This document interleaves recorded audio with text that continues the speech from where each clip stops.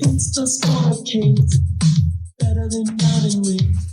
That's why we're here to sing football. Sunday in the snow, with a breeze whistle blows. Weekend warriors toe to toe. Football. For old timers, do you remember the names like Bronco Nagurski and Night Train Lane? Welcome. Yeah, get some. That's the enthusiasm I'm talking about. Well, you're kicking me, telling me to go, and it's so loud. I have to talk over it. It's LL Cool J. You can talk over it. Welcome to the Married with Picks podcast, season 3, episode 17, week 17. Getting to the end of the season, Jacqueline. I know. It flew by, didn't it? Just 2 more weeks left. All right. So remember, if you're watching, like, subscribe. No real weather concerns this week. It's kind of like the weather here. Last week it was ridiculously cold, and this week it's like 50 degrees everywhere. But we do have a lot of games with playoff implications. So we'll try to discuss that as we go through.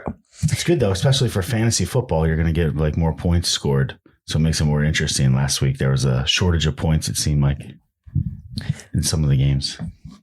All right. So first game is Carolina Panthers at the Tampa Bay Buccaneers. Opened at -7.5 in favor of Tampa. It's down to -3.5. This is a division game. If Tampa Bay wins this game, they are in the playoffs. These teams played back in week 7. Panthers won that game 21-3. That was with PJ Walker at quarterback. It will now be Sam Darnold. I certainly hope Tampa Bay wins.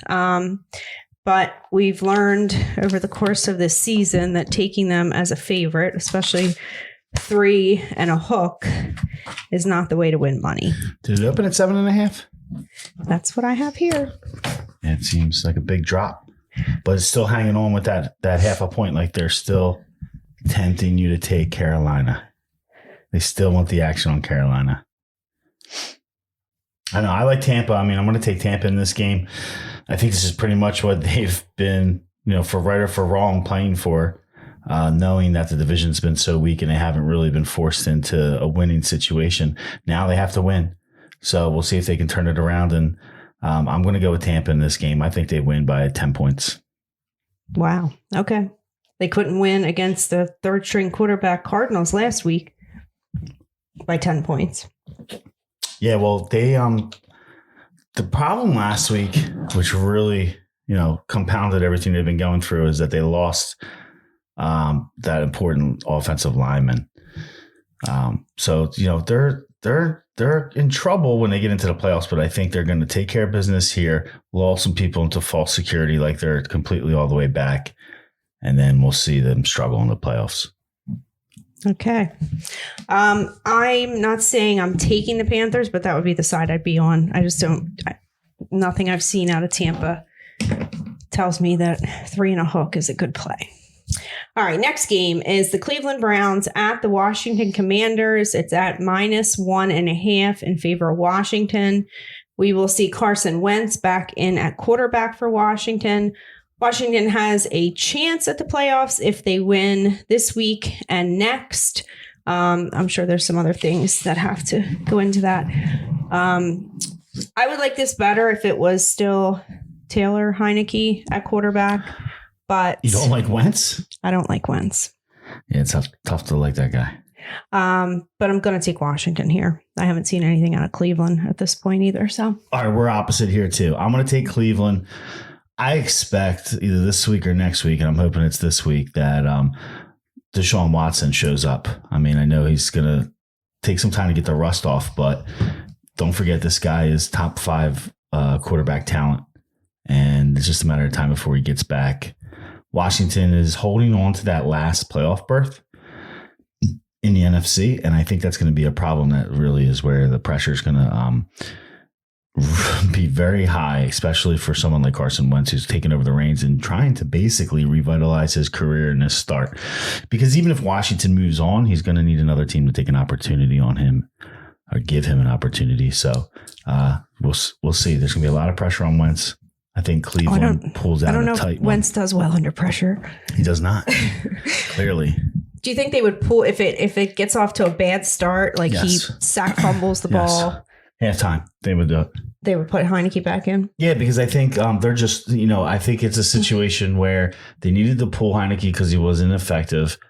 You put Wentz in and he throws a touchdown. Well, now Rivera's stuck. Like, he's got to give Wentz a shot. He doesn't want to. I'm sure he doesn't want to. He wants to. I mean, that's what they want to do. And I think it sucks for Heineke because he's gotten them to this spot.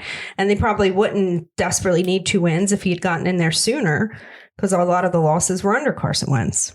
Listen, we saw a clear example of Carson Wentz failing at the end of the season trying to get his team into the playoffs last year when he was a quarterback of the Colts and couldn't defeat the Jacksonville Jaguars, of all people, who were horrible last year. So I don't know what makes you think it's going to be any different here. I'm not in love with Cleveland. Clearly, Deshaun Watson hasn't shown that he's playing back to that ability of a top 5 quarterback. But, again, I don't know that we're going to have to wait till next year to see it. He does have some weapons there. He's got a decent tight end and he's got a good receiver. So he has some weapons that he can throw too. Let's see what happens this week. We've talked enough about that game. All right. So we're opposite here at both games so far. Yep. All right. Next game is the New Orleans Saints at the Philadelphia Eagles. It's at, I can't tell, open at -5.5 in favor of the Eagles. It's up to -6.5. So it sounds like Jalen Hurts is doubtful. It will be Gardner Minshew. There's something involving a draft pick in this. I guess the Eagles have the Saints draft pick. So the worse record the Saints have, the better the draft pick is that Philly gets. They have the Saints first round pick next year. Handing them one more loss gets them a better pick. Philadelphia does need 1 win in either this week or week 18 to secure home field advantage in the playoffs. Next week, they play the Giants, so they might not be too worried about this week, given what happened the last time they played the Giants. What's your thought on this game? I love Philly. Obviously, you see I'm decked out this week. Got the Super Bowl shirt on, and I think that this is a game where Howie Roseman really wants the Eagles to win to make himself look smarter because that pick is going to get better with a loss. You clearly, I think, enunciated the situation with how important it is for this draft pick, given the general manager wants to tout and pout his chest. So I think they're going to get a talking to, and get motivated for this game, because not only does it mean that the draft pick is going to be better, but if they win, they will clinch the division, and they clinched a first round bye. The conference. They already clinched the division, didn't they? I don't believe so. Oh, because of Dallas? Yeah. Okay. All right. So your pick is the Eagles. I think the Eagles win. I don't know if they win by 7, but I guess that would be my lean. Next game is the Arizona Cardinals at the Atlanta Falcons. Open at -3 in favor of the Falcons. It's up to -4.5. It was sounding like Colt McCoy was going to start back in this game, but he was ruled out today. It will be David Blau who gets the start. He was signed after Kyler Murray tore his ACL on December 12th. So he's only 2 weeks ago. Been with the team a couple weeks. I believe he was a Detroit Lion previously. And he did start a couple games. Didn't win. In place of maybe Stafford. So if it was Colt McCoy, I was going to take the Falcons. I agree. Or I'm sorry, I was going to take the Cardinals. But in light of this, I think you got to go Falcons. I don't like the 4.5 though. But it seems like Desmond Ritter's been playing a little bit better. He is throwing the ball. Seems to favor Drake London. So I think, Arizona's probably thrown in the towel at this point. J.J. Watt's retiring after the season. DeAndre Hopkins is on the injury report this week now. So it's not really a good scene there. Well, first of all, I think it's worth mentioning, unfortunately, Colt McCoy's not playing because of concussion issues. Well, he cleared the protocol, but then he was having symptoms. So Yeah, so he's not It's a playing real because of clusterfuck with this whole concussion thing. But well, I mean, the point I was going to make is I was going to give kudos to the league for really coming a long way because, you know, just 5 years ago, let alone 20 years ago, you never really heard quarterbacks sitting out for concussions. They would give it a go, and they were forced to really give it a go. So good and for the NFL to really Antonio bring us to Brown a point. happened. Yeah, well, I mean, there's obvious cases that I think they're doing a good job medically proving that, you know, concussions do cause serious brain damage, and we're seeing that with the effects of some of the outcomes of some players' lives, you know, for some unfortunate situations after they get done playing football. But anyway, I think it's kudos to the league that you're seeing this now, that it's a thing. And, you know, with Tua in Miami, that guy probably should not have come back as soon as he did either. But there's still room to get better.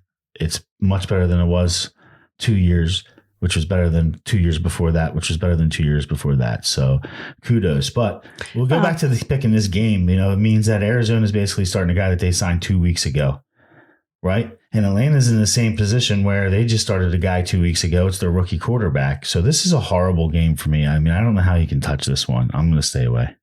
Okay. All right. Next game is the Jacksonville Jaguars at the Houston Texans. It opened at -5.5 in favor of the Jags. It's down to -3.5. So similar to last night with the Titans, the Jags, this game really doesn't mean anything to them because it's all going to come down to their matchup with the Titans next week. Doug Peterson said he would play it out. But I don't think I believe him because didn't he say that, like, I guess it was his last game as the coach in Philly. It was in Washington. And it was basically like, are they going to throw the game to get a better draft pick?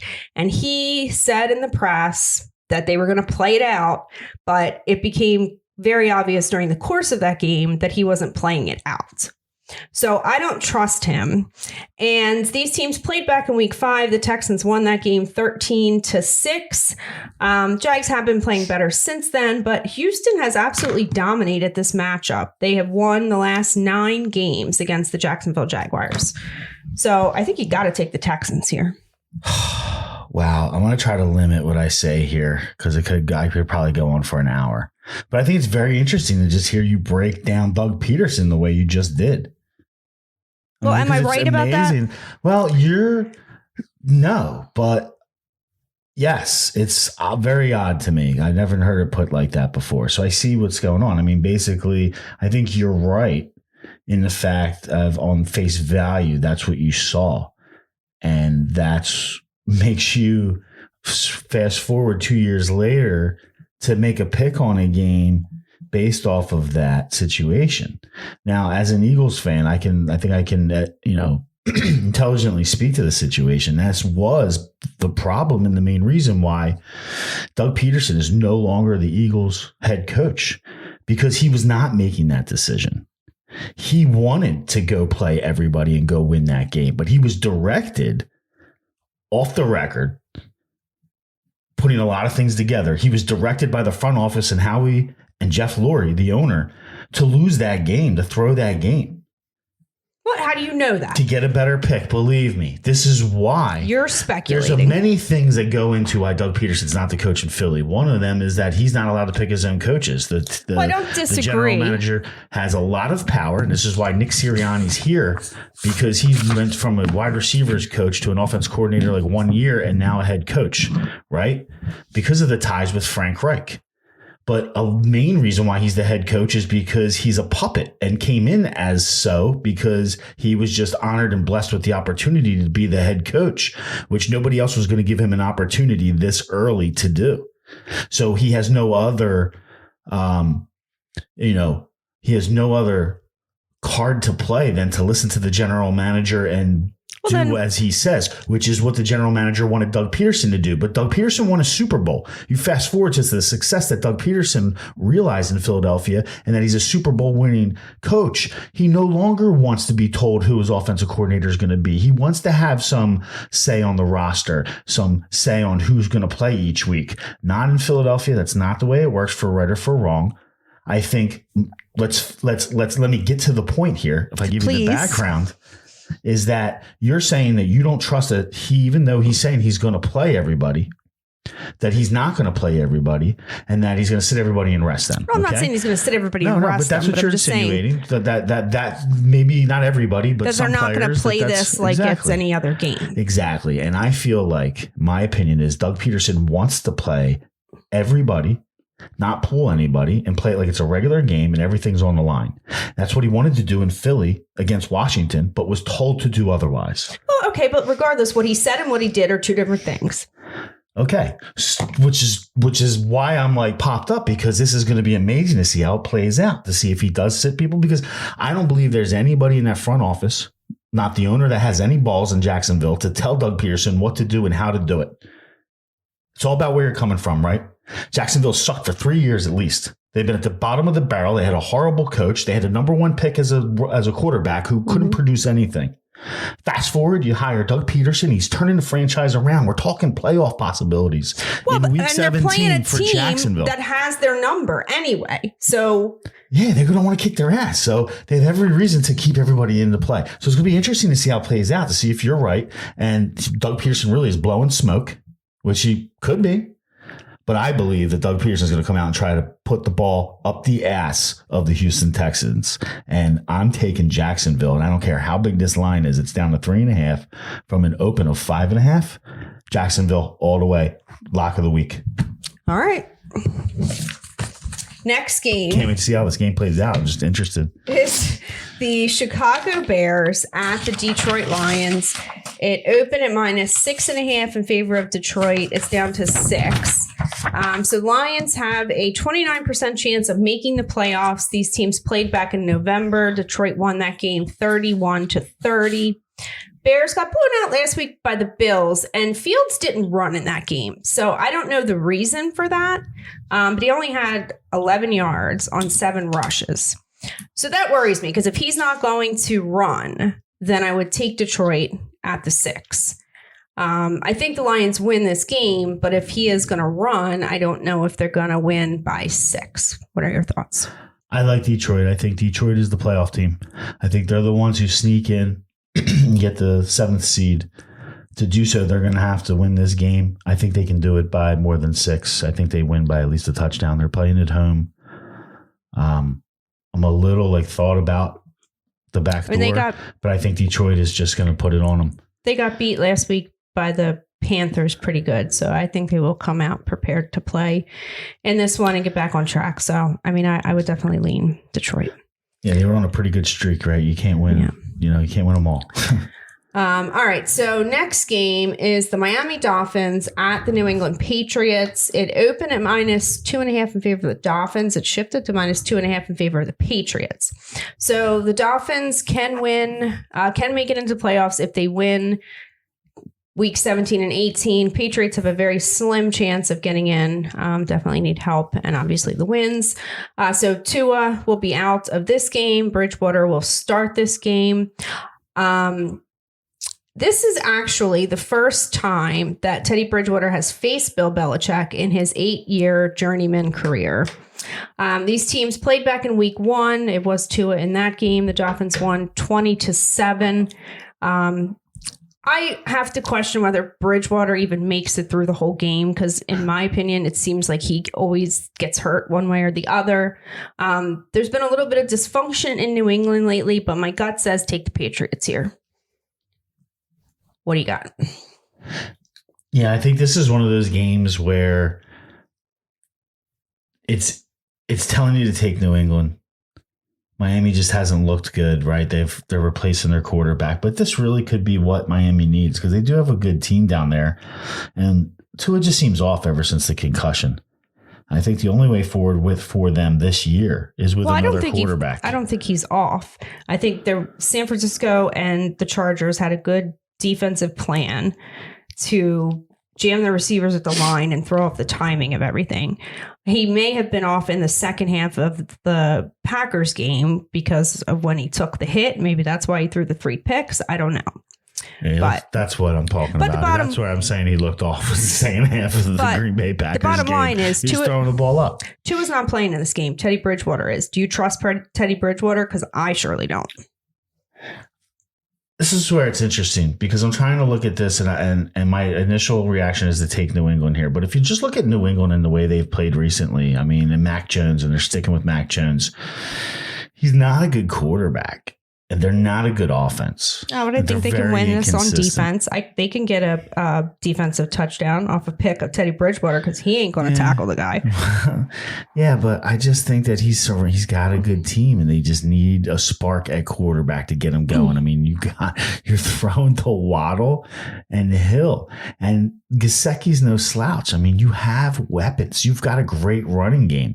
See, this is the thing: is that sometimes you got the big name quarterback or the young stud coming out and you feel like you have to pass the ball, right? And there's a lot of times where it seems like over this 4-game losing streak that the Dolphins are on. And I think they've lost a couple games, like maybe like 6 out of 7. Is it? I can't remember exactly, but I know they lost 4 in a row. And over that time, it's like they've run the ball, it looked like, with success, but they don't stick with the run. They get down early and they just try to throw it too much. It's very reminiscent of like Andy Reid in his past happy days. My point is that in his past happy days, isn't he still having his past happy days? Past happy. So in light of Bridgewater coming in, and they're cognizant that Bridgewater can't carry the team, right? They're going to have to be able to establish the running game, and they're going to do some of that with him. I don't know that it's much like, are they going to view it much different, Tua or Bridgewater? Yes, they got him well better. They better run the ball more, is my point. And usually when you put a backup quarterback in, you have a tendency to run the ball because you know you have to. That should open up the play action, and that's where the genius of Tyreek Hill comes in. When you can get the play action game going, and Tyreek Hill is, where normal receivers are 20, 25 yards down the field, he's 30, 35 yards down the field because he's so fast. You can hit him on the deep post and you got a quick touchdown. So, I think that this is going to help the Dolphins turn this around and clinch a playoff spot. It's going to be tough for them, tough sledding for them in the playoffs. And that'll be for another show. But I like the possibilities of Teddy Bridgewater and that veteran presence, getting the superstars around him playing better. Okay. All right. So we're all opposite. New England's toast, dude. I've been on the New England bandwagon for the last couple of weeks, and what I've noticed is that they are toast. And I agree with this defense. I thought that the last couple of games, like, the defense will get them through. And the defense is not getting them through. Well, whenever you count Belichick out, you know what the problem is? Is when Belichick becomes Belichick again. And this is what nobody's talking about. And, I keep watching like the Indianapolis on these primetime games. And you know what I notice is Stephon Gilmore on the Indianapolis Colts. And it's like the only thing that's holding that defense together with a thread. And that's what New England's missing. All right. Let's move. Kyle Van Noy or Van Noy-ish type of guy. They don't have him. That's why they're losing games. All right. Next game. And Mac Jones. Denver Broncos at the Kansas City Chiefs, open at -10 in favor of Kansas City. It's up to -12.5. So this is a division game. Chiefs have won 14 straight against the Broncos. They won when they played back in week 14. Why are you flipping pages? Am I doing something wrong? No. Okay. Back in week 14, 34-28. They were actually up 27-0 in the second quarter, and they let the Broncos back in that game. That was Wilson's best performance of the season. He threw for 247 yards and 3 touchdowns.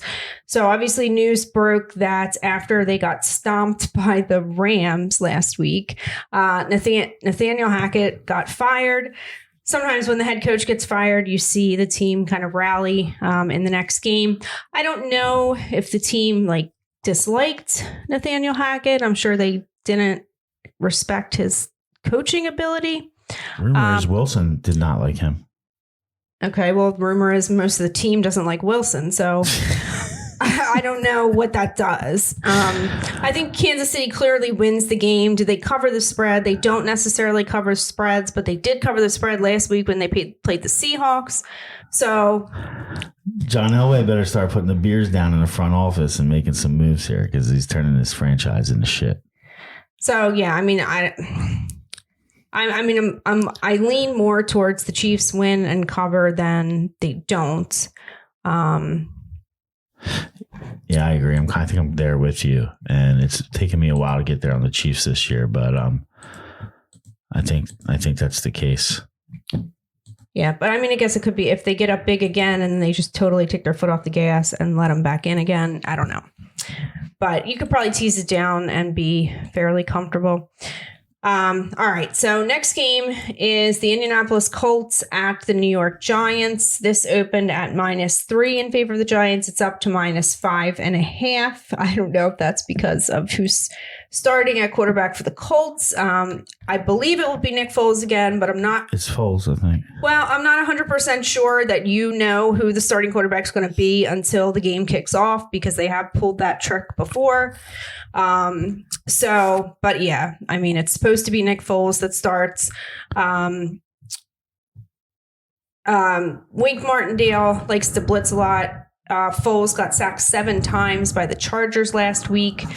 If the Giants win this game, they make it into the playoffs for the first time since 2016. The Giants have overachieved all year. I think they can handle Nick Foles and the Colts in this spot. So I will take them even at 5.5. Once again, we're going to go on opposite sides this week. I don't think that we can trust your evaluation of this game. Why? Because of Nick Foles. Let me tell you about Nick Foles. Don't okay? tell me about Nick Foles. I'm not going to tell you about things that you know about Nick Foles. I'm going to tell you about things you don't know about Nick Foles. I know that you guys got lucky and you won a Super Bowl with Nick Foles. And that's the only thing that Nick Foles has ever done in his entire career. What are you talking about? 2014.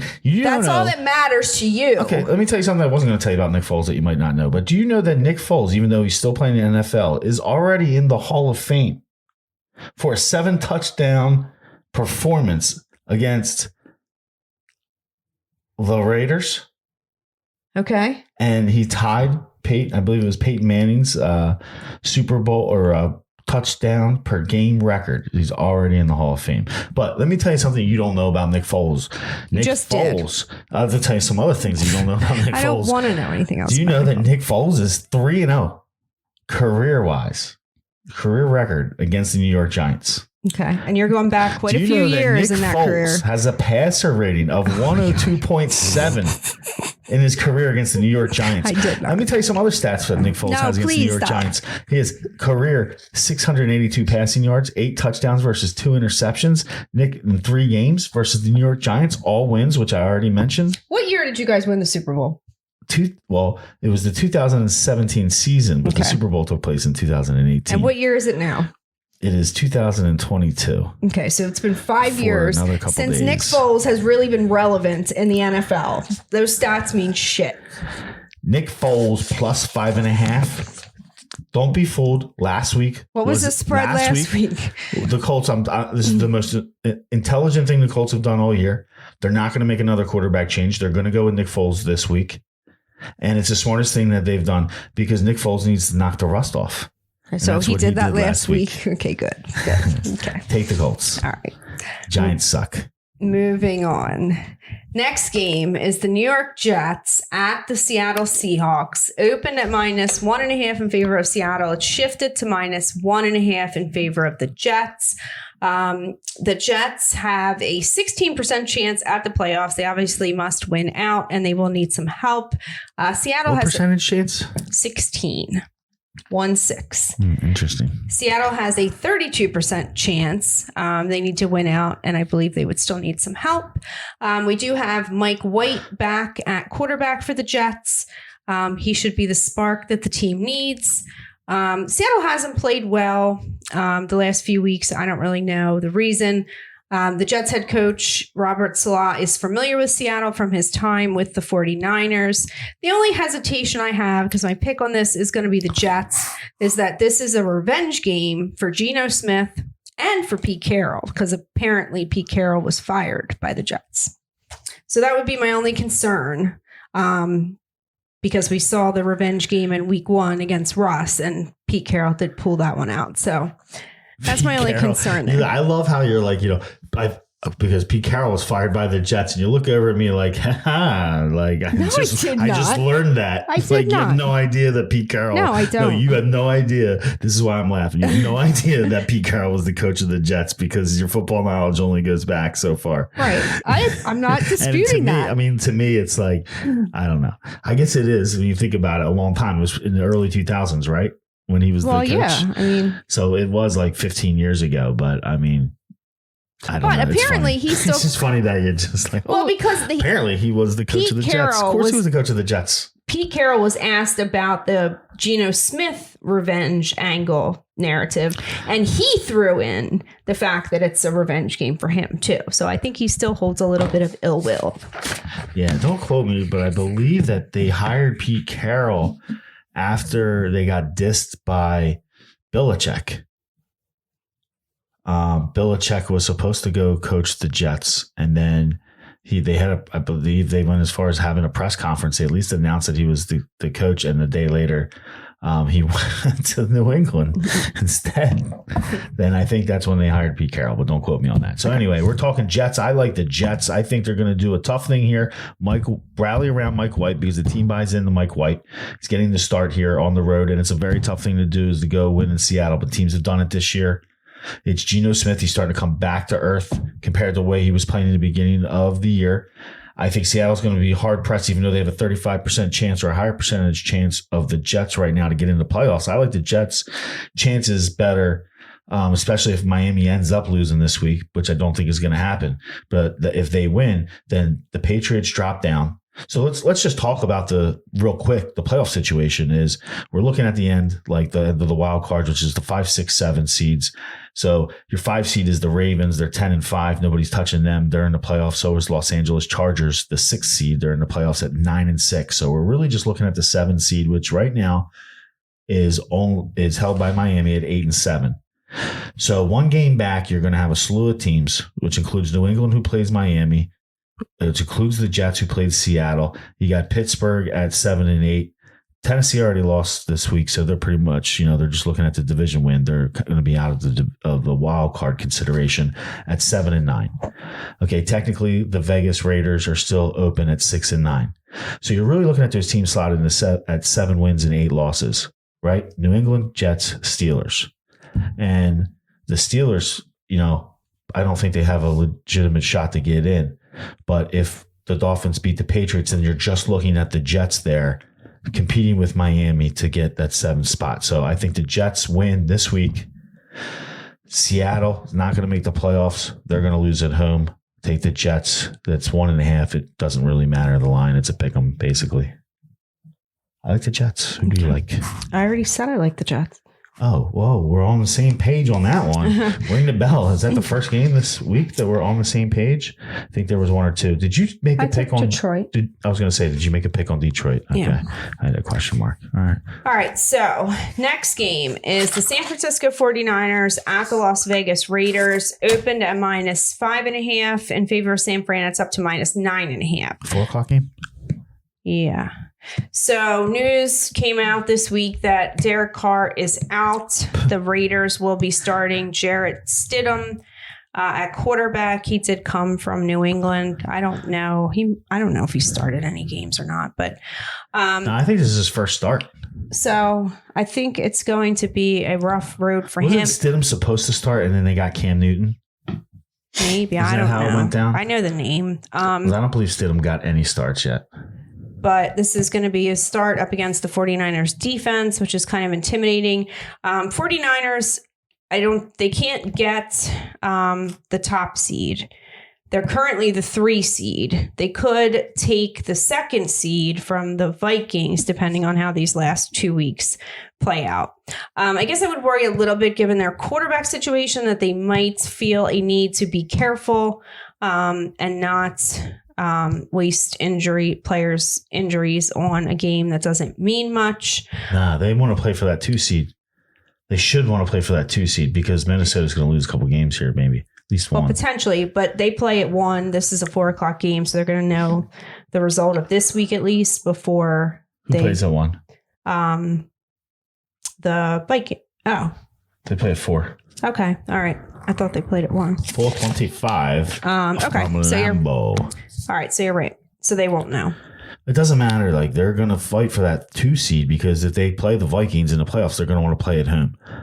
And I think there's a good shot, we'll get to it in a second, that the Vikings are going to lose to the Packers since they're going to the Pack. Spoiler alert.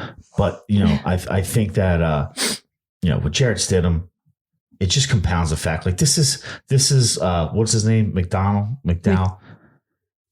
Now you got Josh McDaniel. So Josh McDaniel's boy coming in here. Oh, this is going to make it all work. So Josh McDaniel's a horrible coach.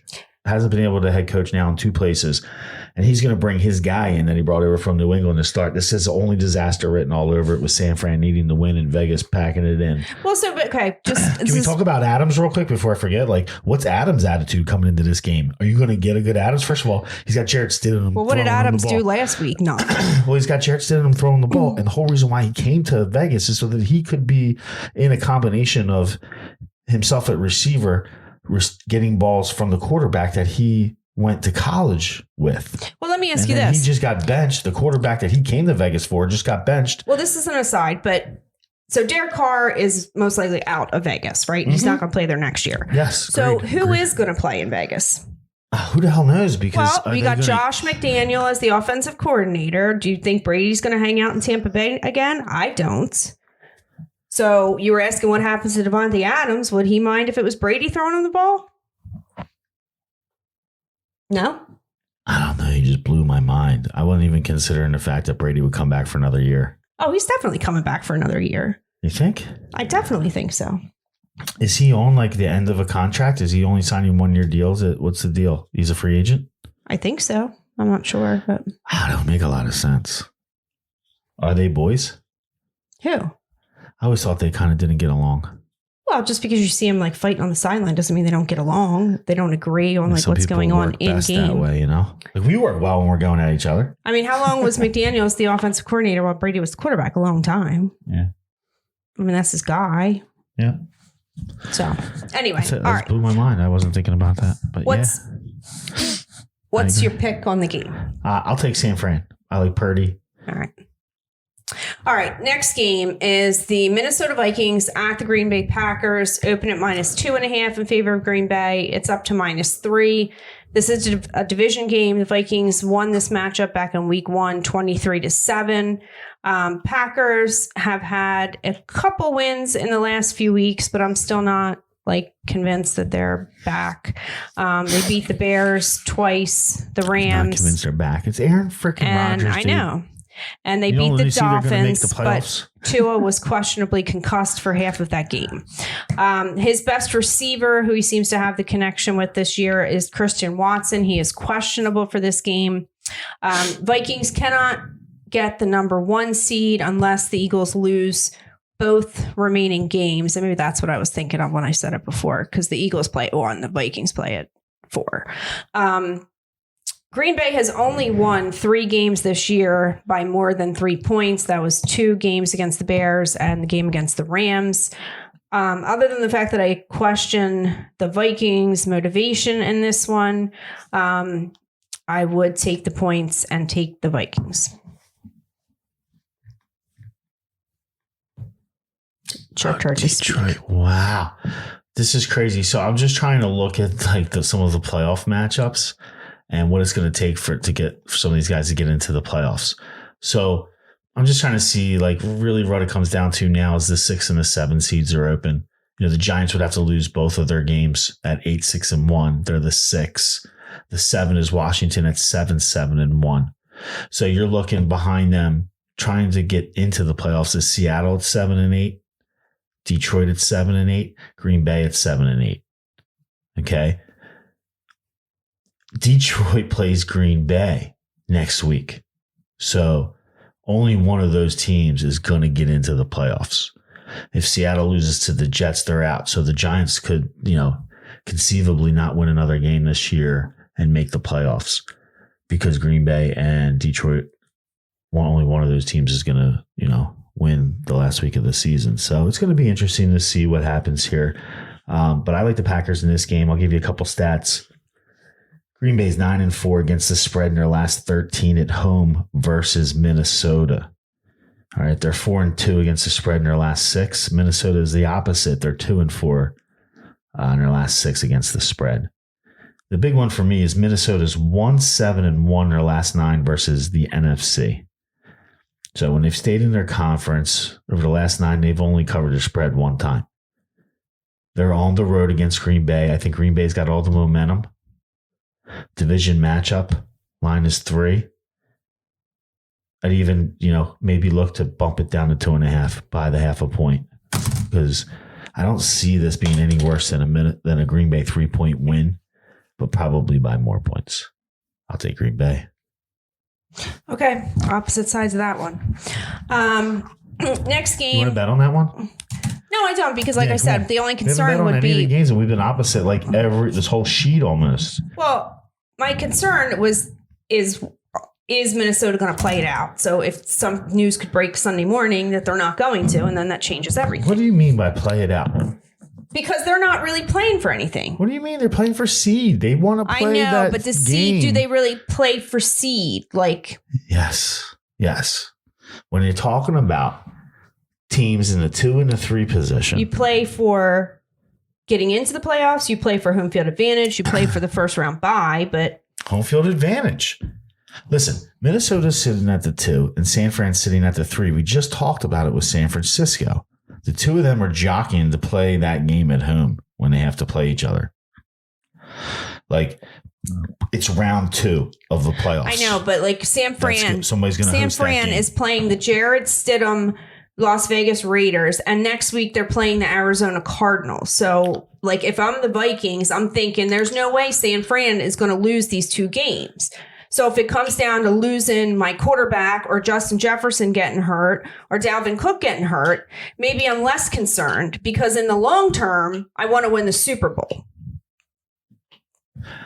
And I got a better chance at winning the Super Bowl if I go in as a 3 seed with my team healthy than if I go in as a 2 seed and I'm missing half my guys. Okay, Howietta, Roseman.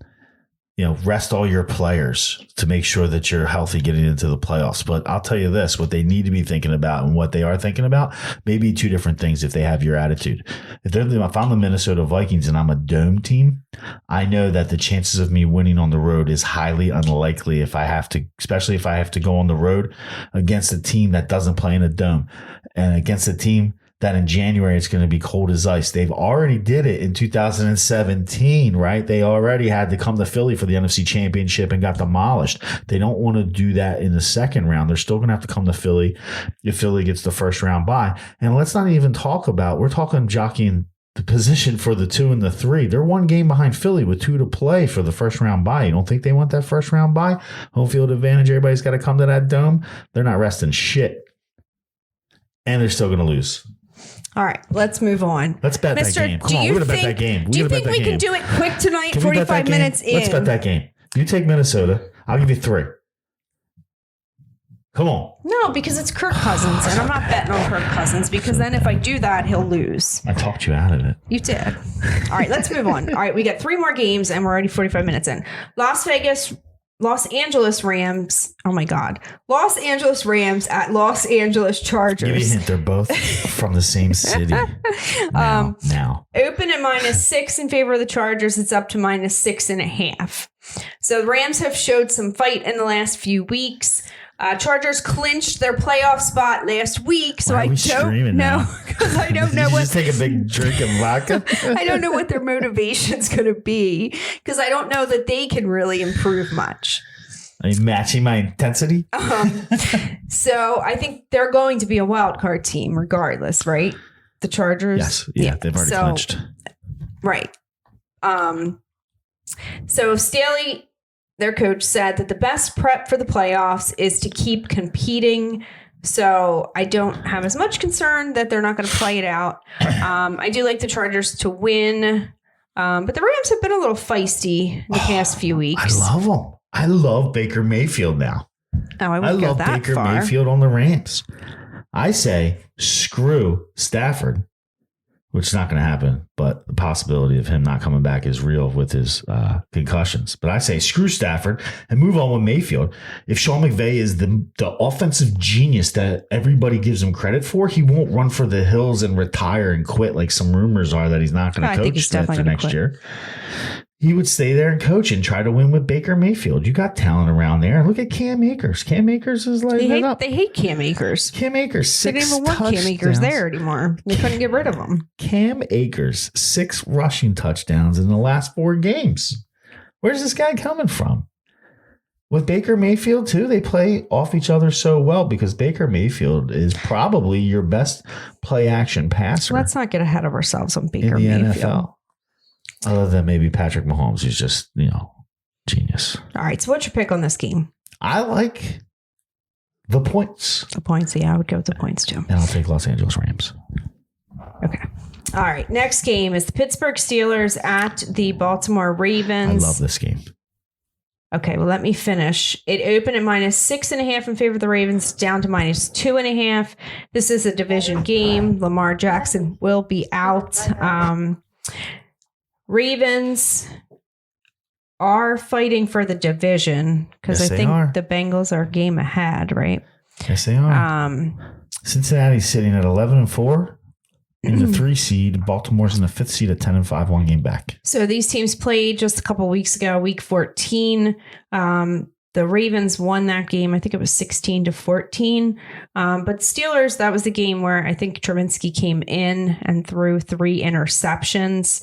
I did hear a stat on the radio today that the dog in this series has won 70% of the time. Oh, wow. So I am going to take the Steelers here. We are on opposite sides here. I love Tyler Huntley. I think he's great for this team, and he's been doing a great job the past few weeks. I like the Ravens here. I think they win this game.